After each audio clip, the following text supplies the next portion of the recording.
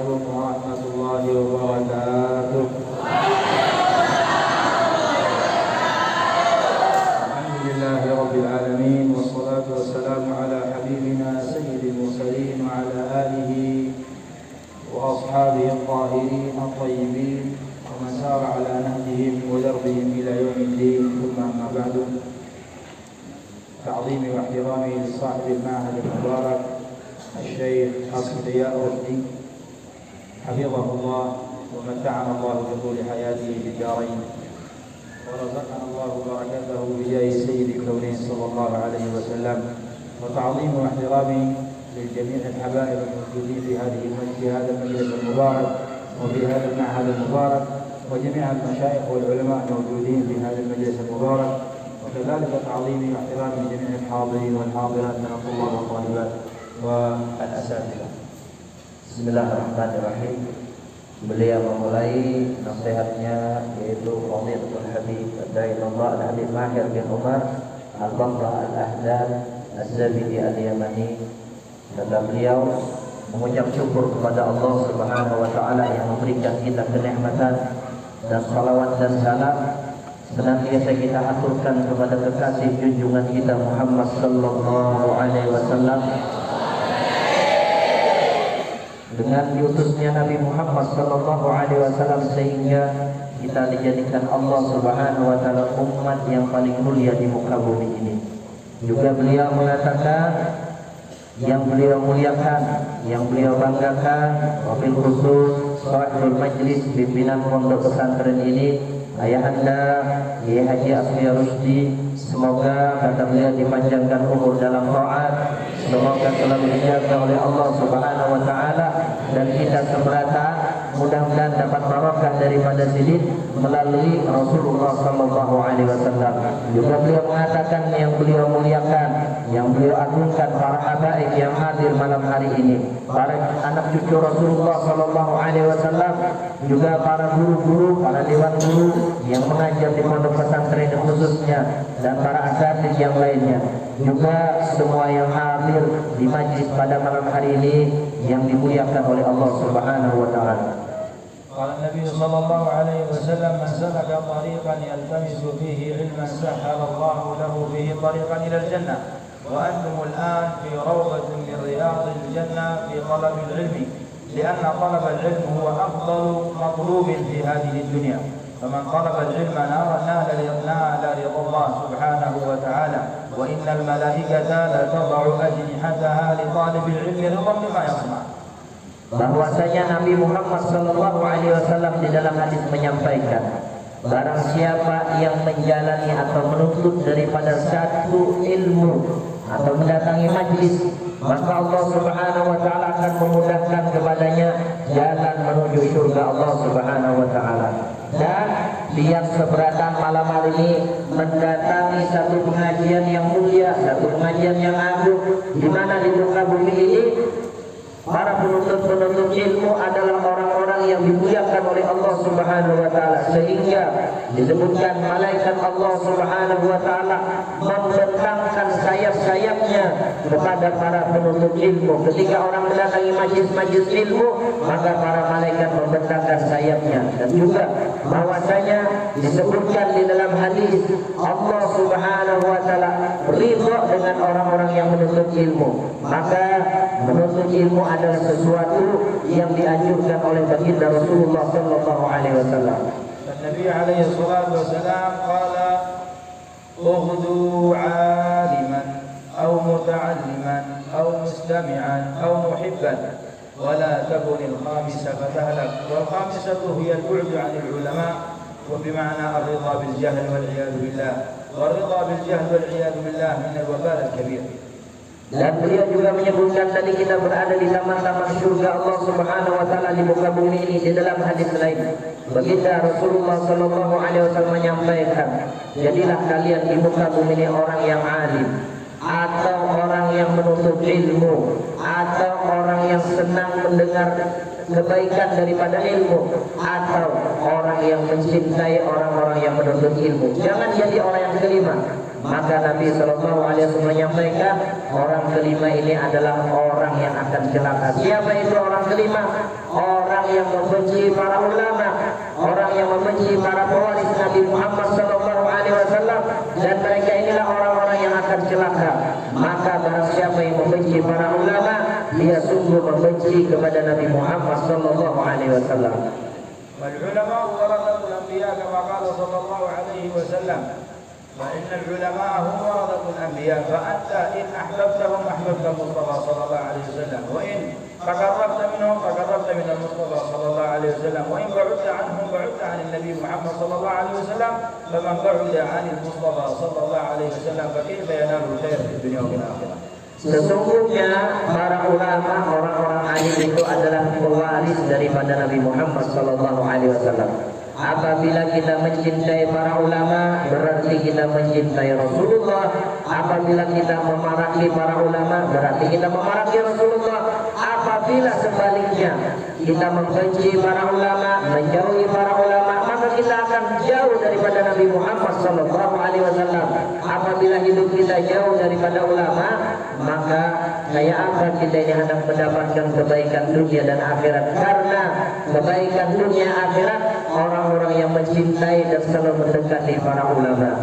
طالب العلم ينبغي عليه أن يحب شيخه ويحسن الظن به لأن حسن ظن الطالب بشيخه يؤدي به إلى فتوح بأن يفتح الله عليه فتوح العارفين وينور قلبه في نور العلم.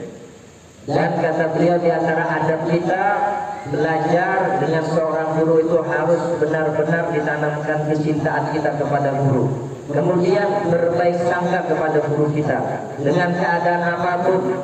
Karena kalau kita mencintai guru kita, berbaik sangka dengan guru kita, maka disitulah akan dibukakan Allah Subhanahu wa Ta'ala butuhnya ilmu, butuh al-arifin. Ketika dibukakan Allah pintu-pintu tentang keilmuan, maka disitulah akan terdapat cahaya di dalam hatinya. لأن التأدب مع العلماء يورثك الذلة والانكسار لله سبحانه وتعالى كما قال العلماء لولا المربي ما عرفت ربي فكيف تعرف ربك إلا عن طريق العلماء عن طريق المشايخ الذين يعرفونك بالله سبحانه وتعالى. Karena ujar sidin, dengan mencintai ulama itulah akan mewariskan di dalam kita inkisar. Selalu kita bisa merendahkan diri di hadapan Allah, menghinakan diri kita di hadapan Allah Subhanahu wa Ta'ala. Kenapa? Karena para ulama lah, para orang alim lah yang mengenalkan kita kepada Allah Subhanahu wa Ta'ala, seperti disebutkan laulal murabbi ma'raf rabbi. Kalau ada seorang guru, di mana kita tahu tentang Tuhan kita, tentang Allah Subhanahu wa Ta'ala. Guru yang memberitahu kita, guru yang menyampaikan kita kepada Allah Subhanahu wa Ta'ala. بعض الأحيان نجد المشايخ يحبون طالبا من الطلاب فتجد بعض الطلاب يغارون من حب الشيخ لذلك الطالب. فهناك قصة لهذه الحادثة أو مثل هذه الحادثة. هناك أحد المشايخ كان يحب طالبا من الطلاب لذكائه ولشدة معرفته لشدة ذكائه الخارق. فكان الطلاب دائما يغارون من حب الشيخ لهذا الطالب. فالشيخ عرف بذلك أو فهم هذا أو فهم ذلك من وجوه الطلاب، فأراد الشيخ أن يختبر هؤلاء الطلاب كلهم، فأعطى كل واحد من الطلاب أعطاه دجاجة، وقال لكل واحد من الطلاب اذبح هذه الدجاجة في مكان لا يراك به إلا الله سبحانه وتعالى. فذهب كل الطلاب يذبح دجاجته ويذبح تلك الدجاجة في مكان لا يراه فيه أحد، يظن أنه لا يراه فيه أحد. فذهب الذي دخل إلى الغرفة والذي دخل إلى الحمام والذي دخل في الزقاق والذي دخل إلى هنا والذي دخل إلى هنا، فكل الطلاب جاءوا إلى شيخهم وكلهم قد ذبحوا دجاجاتهم إلا الطالب الذي يحبه الشيخ. فتعجب الطلاب من هذا الطالب وضحكوا منه، فقالوا لم يذبح دجاجته لشدة غبائه ليس لشدة ذكائه. فقال له الشيخ لماذا لم تذبح دجاجتك؟ قال يا شيخ أنت قلت لنا اذبحها في مكان لا يراك فيها إلا الله، فكل ما أي مكان ذهبت فيه الله يراني كيف أذبحها؟ فاندهش الطلاب من معرفة هذا الطالب لله سبحانه وتعالى ومعرفة محبة شيخه له، لأن هذا الطالب ذكي، فالطالب الذكي دائما محبب لدى الشيخ، فتأدب وتعلم الأدب مع الشيخ حتى تنال بركة الشيخ.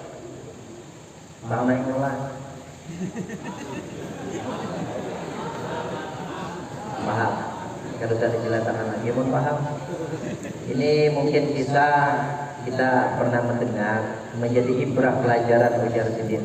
Kadang-kadang di satu pesantren atau di satu majlis, guru itu ada menyayangi sebagian murid yang lainnya. Jadi ada ini guru disayangi sidin, lebih diperhatikan oleh guru yang lain. Dahulu pernah terjadi seperti itu, sehingga murid-murid yang lain cemburu. Kenapa itu aja yang pina diperhatikan guru? Kenapa yang senggung itu aja pina disayangi guru? Maka si syekh tadi, guru tadi mengerti, oh ini yang lainnya pinanya cemburu, ini yang ini aku perhatikan jadidin. Sudahlah, untuk menyelesaikan masalah ini, maka guru tadi memberi setiap murid yang ada seberatan itu judul-judulnya ayam. Ini jadiin ayam senggung surah, ini latih sebuting surah. Ikam cari tempat di mana aja, yang mana ikam menyembelih daripada ayam ini, tidak ada yang mengetahui kecuali hanya Allah. Di mana aja yang Allah Ta'ala, yang orang kada tahu kecuali hanya Allah Subhanahu Wa Ta'ala. Maka dibawa oleh orang tadi. Di mana aja yang sampai kepada orang yang tahu tadi, disembelih, ada yang dalam WC, ada hutan dan lain-lain. Seberatan setelah beberapa jam datang membawa ayam sudah bersembelih seberatan, kecuali satu orang murid yang diperhatikan guru tadi. Murid tadi disayang oleh guru. Ujar murid yang lainnya, nah inilah yang sayangi ini, ayamnya kada disembelihnya tadi. Ini orangnya berarti kada pintar. Kenapa pian menyayangi orang yang ini? Justru kata guru tadi, kita dengarkan jawaban dari murid tadi. Kenapa kada dipotong? Ujar murid tadi, dulu saya pernah potong. Pesan dia, potong ini dimanapun tempat yang kada ada orang bisa mengetahui kecuali Allah. Kada bisa aja, di mana aja diketahui, dan Allah Subhanahu Wa Ta'ala Maha mengetahui. Jadi si murid ini punya sifat muraqabah, sifat yang selalu dimanapun dia berada dalam perhatian Allah Subhanahu Wa Ta'ala, seperti CCTV yang ada di sini, mungkin ada di asrama itu. Itu murid yang luar biasa. Dia mendapat pelajaran adab daripada gurunya. Dia dapat pelajaran apa yang dia dapatkan dari gurunya. Dimanapun ia berada, dia selalu ingat dengan Allah, dan dia selalu merasa diperhatikan oleh Allah Subhanahu Wa Ta'ala. Kayak belajar murid akan menyembelih, ada terus Allah dimanapun berada, di situ pasti ada Allah Subhanahu Wa Ta'ala. Ini murid yang hebat. Ini murid yang dapat pelajaran yang luar biasa. Jadi si murid ini dimanapun ia berada selalu merasa muraqabah, diperhatikan oleh Allah Subhanahu Wa Ta'ala. Dari mana dapat ilmu ini? Dari guru, yang mana guru itu memberikan pelajaran itu benar-benar diambil oleh muridnya tadi. فالنبي عليه الصلاة والسلام يقول من يريد الله به خيرا يفقهه في الدين. فأنتم الآن في طلب العلم، في حفظ القرآن، سمعتم الشيخ محمود أن هذا معهد تحفيظ القرآن، فأنتم الآن في طلب العلم. أنتم الذي اختاركم الله سبحانه وتعالى للبحث لطلب العلم وتعلمه لكي تعلموه الناس الذين في الخارج. فالآن هذه الخصوصية أو هذه الخيرية التي اختاركم الله فيها أو اختاركم الله بها، فإنها يعني خصوصية لكم، لأن اختاركم الله سبحانه وتعالى عن غيركم. البقية الذين يلهون في هذه الدنيا، الذين تجدهم في الأسواق، والذين تجدهم في الطرقات، والذين تجدهم في كل مكان من أماكن الله. فأنتم الله اختاركم في هذا المكان لكي تنوروا قلوبكم، لأن بمثل هذه المعاهد المباركة هي مكان لتنوير القلوب، ليس لتوسيخ القلوب. تأتي إلى المعهد لتنور قلبك، ليس لتوسخ قلبك. فنور قلبك ولا توسخه بالمعاصي والعياذ بالله في المعهد. نور قلبك بالطاعة، اجتهد، تأدب حتى تنال بركة العلم. Maka ujar sidin, seberataan yang hadir ini sebenarnya orang-orang yang dikhususkan oleh Allah Subhanahu Wa Ta'ala. Amin ya rabbal alamin. Kenapa? Karena beradanya kita di sini dalam menuntut ilmu, khususnya santri-santri belajar ilmu. Ada yang menghafal Al-Quran, yang mana sudah selesai dari pesantren ini menyebarkan lagi ilmunya, diajarkan lagi kepada orang-orang di luar sana. Banyak orang-orang yang haus dengan ilmu, di luar sana banyak orang-orang yang memerlukan dengan ilmu agama ini, dakwah kepada Allah Subhanahu wa taala, karena ilmu ini adalah sesuatu yang bisa menerangkan hati kita. Maka dari itu masuknya kita ke tempat ini, khususnya di pondok pesantren ini, di majelis ini, untuk membersihkan hati kita, untuk menerangkan hati kita dengan belajar ilmu dan adab. Jangan wajar sedikit berganti hati kita, jangan sampai dikotori hati kita. Maka bersihkan hati kita, bersihkan hati kita dengan belajar ilmu dan adab. Supaya apa? Supaya nantinya kita menjadi orang-orang yang dimuliakan oleh Allah Subhanahu wa taala. Jangan jadi orang-orang yang seperti di luar. Ada mungkin sebagian orang di luar sana, mereka tidak mau menuntut ilmu, atau waktunya habis dibuang sia-sia, umurnya berlalu setiap saat habis dengan tidak ada mendapatkan kemanfaatan. Maka ambil kesempatan sisa daripada umur kita untuk mengambil warisan daripada warisan Nabi Muhammad sallallahu alaihi wasallam. Al-Imam Syafi'i radhiyallahu anhu arda حفظ القرآن وعمره 13 سنة وعاش يتيما مسكين فقير ليس عنده قوت يومي. كانت تأخذه أمه في صغاره إلى المسجد يصلي صلاة الفجر ويرجع، وتأخذه إلى المشايخ والعلماء. فهل نجد مثل هذه الأمهات في زماننا هذا تحث ولدها على العلم، تنبهه على العلم حتى يصبح مثل الإمام الشافعي رمزا من رموز الأمة المحمدية؟ النبي عليه الصلاة والسلام ما قال في الحديث، قال يبعث الله في كل 100 عام رجلا يجدد لهذه الأمة أمر دينها. فولد الإمام الشافعي في سنة 150 هجرية، جدد الله بالإمام الشافعي أمر هذه الأمة، فأصبح من كبار العلماء، من كبار الأئمة في الدنيا الإسلامية.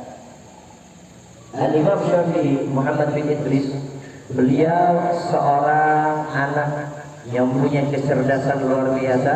Ada riwayat mengatakan di umur 13 tahun sudah menghafal 30 juz Al-Quran. Dan itu berkah kegigihan Mama Sidin. Jadi Sidin menghafal Al-Quran, belajar ilmu agama. Setiap subuh mamanya membawa ke masjid sembahyang berjamaah, ditungguin habis untuk sembahyang berjamaah dibawa lagi balik. Kemudian diantar oleh mamanya dari guru ke guru, dari guru ke guru. Itu orang tua kuitan yang luar biasa, memberikan semangat kepada anaknya, membantu kepada anaknya untuk belajar ilmu, sehingga lahirlah Al-Imam Syafi'i yang dikatakan oleh Nabi SAW dalam hadis akan lahir di dalam 100 tahun sekali seseorang mujaddid yang nantinya bisa dijadikan hujah di dalam pendapat beliau. Imam Syafi'i lahir pada tahun sekitar 150 pada tahun Hijriah, dan beliau adalah orang yang disebutkan dalam 100 tahun hanya satu orang yang ada di muka bumi ini dengan kegigihan beliau. Apakah santri tahu berapa yang dihafal Imam Syafi'i dalam seminggu? Beliau menghafal 10.000 lembar di dalam seminggu. Hafalannya Imam Syafi'i ini 10 lembar kitab di dalam satu minggu. 10,000 صفحة يحفظ في الأسبوع، وكان إذا حفظ صفحة يغطي على الصفحة الثانية حتى لا يدخل كلمة من هذه الصفحة إلى الصفحة التي يحفظها. وأنت كم تحفظ في هذا اليوم أو في الأسبوع؟ كم عدد تحفظ في الأسبوع؟ بل أن الشيخ يعطيك صفحة تحفظها في الأسبوع ولم تحفظها كذلك.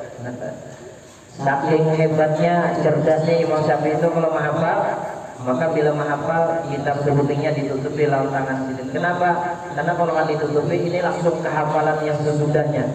Maka ujar Sidin, lihat hafalan Imam Syafi'i ini luar biasa. Sekarang mungkin ada sebagian santri dalam seminggu bisa aja pada hafal-hafalnya Sidin, diunjukin guru suruh menghafal semingguan pada hafal-hafal aja masih. Nah itu masalah itu berarti itu. كله يرجع إلى اللقمة التي تأكلها هل هي حلال؟ Kembali ujar Sidin, kepada makanan yang masuk ke dalam perut kita. Kita perhatikan, khususnya orang-orang tua, perhatikan makanan yang masuk ke dalam perut anak kita itu akan menjadikan apa ngarannya sebab yang kadang-kadang anak-anak kita itu hafalan yang ngalir. فالإمام الشافعي كان يختم كل يوم مصحف ختمة واحدة.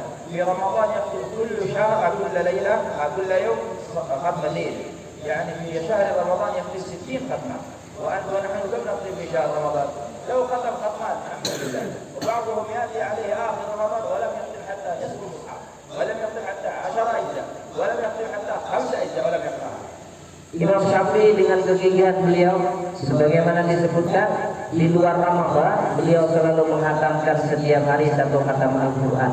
Kalau masuk Ramadan 2 khatam Al-Quran, berarti ujar sini di dalam Ramadan itu beliau menghatamkan 60 kali khatam Al-Quran. Coba kita ujar sini. Kadang-kadang kita ini sebulanan kadang khatam-khatam, kadang-kadang 10 juz kada habis, kadang-kadang 15 juz kada habis. Itu kita ini kadang-kadang. Nah, maka dari itu lihat pelajaran daripada biografi Imam Syafi'i, mudah-mudahan menambah semangat kita untuk di dalam membaca Al-Quran. Al-Imam Syu'bah الذي روى عن الإمام عاصم موجود حفص عن عاصم وشعبة عن عاصم. الإمام شعبة عن عاصم قال قلته إني رأيت أخي شعبة ختم المصحف في زاوية البيت 6,000 ختمة. 6,000 ختمة. قال رأيت أخي شعبة ختم المصحف في هذه الزاوية 6,000 ختمة. Ada Imam Syu'bah namanya, biasanya ada qiraat dari Asim, ya, qiraat dari Asim yaitu daripada Imam Syu'bah. Syu'bah an Asim. Ujar Kawasidin yang Asim tadi, aku melihat Syu'bah ini ujar Sidin di zawiyah itu kita kamar halus. Waktu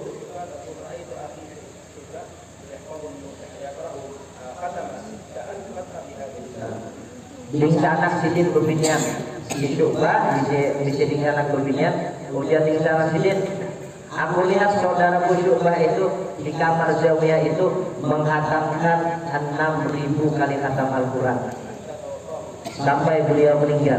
Jadi di kamar itu khusus kamar sidin zawiyah, mungkin kalau bisa kita sebut dengan kamar halwat, kamar halus.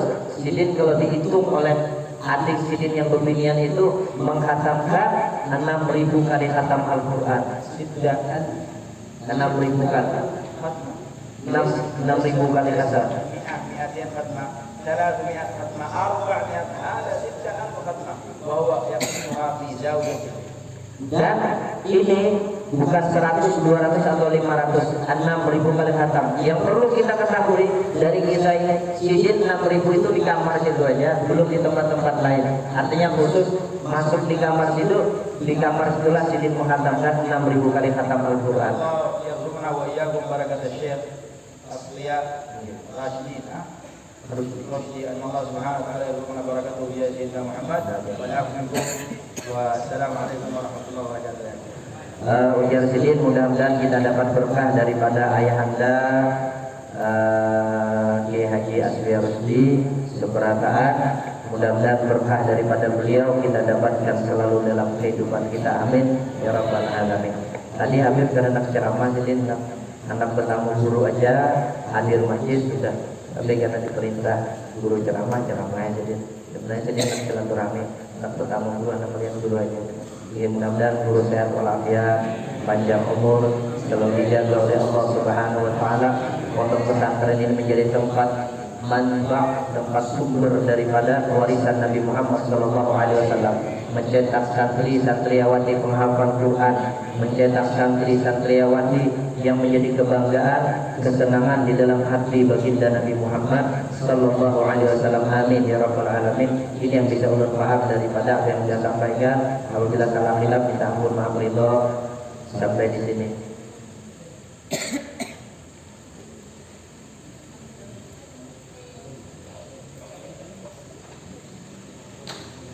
Terima kasih kepada Habib beserta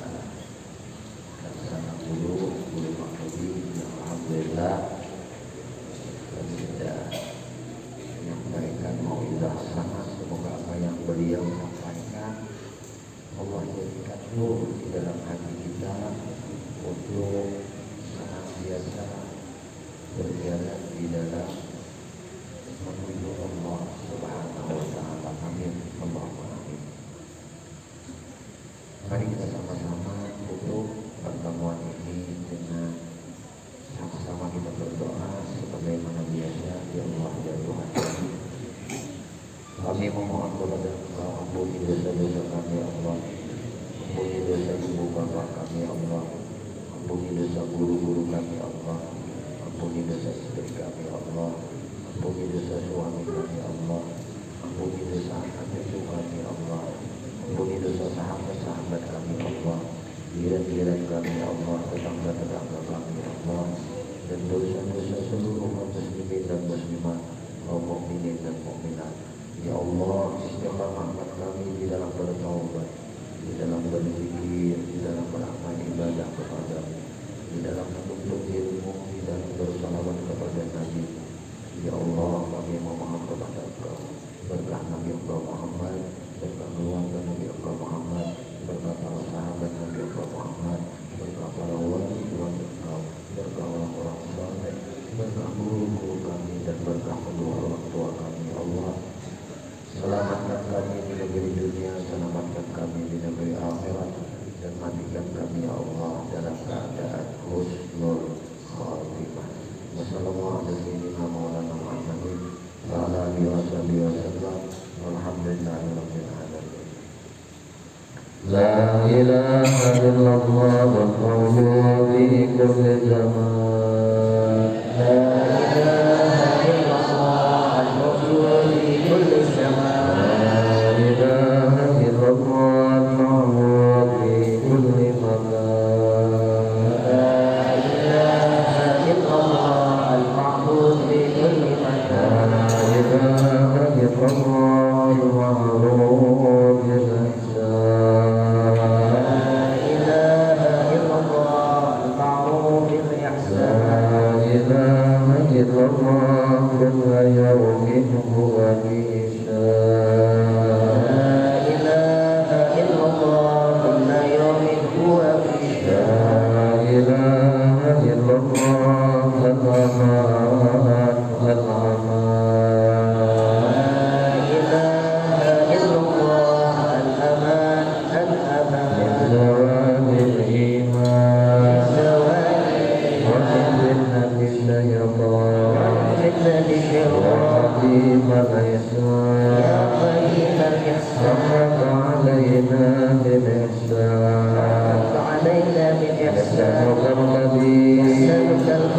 Ya Hannan ya Mannan.